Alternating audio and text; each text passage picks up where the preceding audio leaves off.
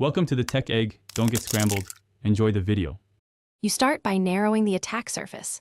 Open Settings and go to Apps to inspect recent installs, because most rogue ad injectors arrive as apps.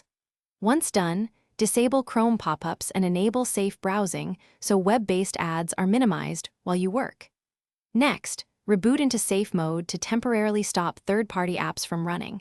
This helps you confirm whether ads come from an app versus the system or a website. Make sure to keep note of suspicious app names for removal. Now you remove the culprits.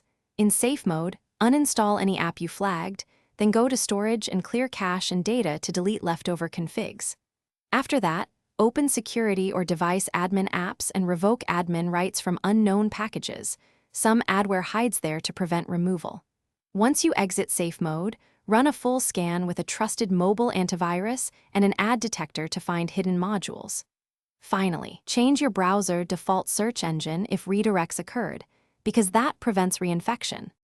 To finish, reset browser settings and clear all site data so malicious cookies and scripts are gone. This reduces ad reappearance.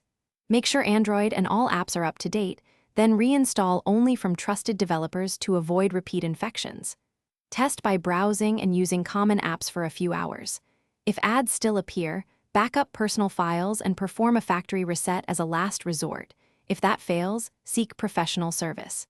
Tip: if something goes wrong, boot to safe mode and repeat scans before resetting. Thanks for watching. Consider subscribing if I helped unscramble your problems.